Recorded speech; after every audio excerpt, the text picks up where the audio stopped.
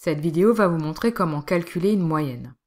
Nous distinguerons différents cas selon la manière dont sont présentées les données. Tout d'abord, les données pourront être présentées sous la forme d'une liste de valeurs. La moyenne sera alors calculée en ajoutant toutes les valeurs et en divisant le tout par l'effectif total. Pour calculer la moyenne des 5 notes présentées, nous faisons donc la somme de 5, 12, 9, 15 et 13, puis divisons par le nombre total de notes, c'est-à-dire 5. Le résultat est alors 10,8. Remarquez que la moyenne sera notée X bar. On peut alors se demander ce que signifie cette moyenne. Elle signifie que si l'élève avait eu toujours la même note à tous ses devoirs, il aurait eu 10,8 à chaque fois. Le deuxième cas que l'on peut rencontrer est la présentation des données sous la forme d'un tableau d'effectifs. Ce tableau est alors un regroupement des données. Par exemple, la première colonne nous dit que 2 personnes avaient un pouls de 65 battements par minute. Sous forme d'une liste, il y aurait donc eu 2 fois la valeur 65 écrite. Pour calculer la moyenne, on va donc multiplier chaque valeur par l'effectif, ajouter tous ces résultats, puis diviser le tout par l'effectif total. Voyons l'exemple. Nous multiplions donc 2 par 65, 5 par 72, 9 par 75, 7 par 80, 5 par 82 et 1 par 90. Nous devons ensuite ajouter tous ces résultats et diviser par l'effectif total. Rappelez-vous que l'effectif total est obtenu en ajoutant tous les effectifs, soit ici 29. Voyez donc le calcul obtenu, nous obtenons environ 77. Cette moyenne signifie donc que si tous les élèves avaient eu le même pouls à la fin de la course, il aurait été de 77 battements par minute environ. Le troisième cas que nous pouvons rencontrer est la présentation des données sous la forme d'un tableau de fréquences.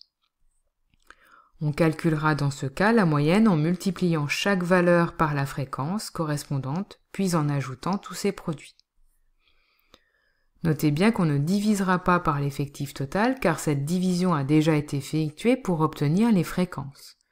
Rappelez-vous de la formule la fréquence effective divisée par effectif total. Voyons donc le calcul obtenu ici. Nous obtenons bien évidemment le même résultat que précédemment. Le dernier cas que l'on peut rencontrer est le cas où le caractère est quantitatif continu, c'est-à-dire quand les valeurs sont des intervalles. Les intervalles seront d'ailleurs appelés classes en statistique. Le tableau nous indique ici par exemple que 25 automobilistes roulaient à une vitesse comprise entre 50 et 70 km/h. Nous n'avons donc pas de valeur précise. La moyenne sera donc ici approximative. On prendra comme valeur le centre de la classe, c'est-à-dire la moyenne des 2 bornes. On calculera ensuite la moyenne, comme vu précédemment lorsqu'on a un tableau d'effectifs. Pour calculer le premier centre, nous faisons donc la moyenne de 50 et 70, soit 50 plus 70 divisé par 2, ce qui donne 60. Pour calculer le deuxième centre, nous faisons donc la moyenne de 70 et 90, ce qui donne 80. Nous calculons les autres centres de la même manière. On oublie donc maintenant les intervalles pour ne considérer que les centres et les effectifs. On calcule donc la moyenne en faisant 25 par 60, 80 par 80, 25 par 100, et 15 par 115. Nous ajoutons tous ces résultats et devons diviser par l'effectif total obtenu en ajoutant 25 à 80, à 25 et à 15.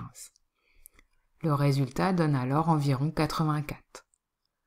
Cette moyenne signifie que si tous les automobilistes avaient été contrôlés à la même vitesse, cela aurait été environ 84 km/h.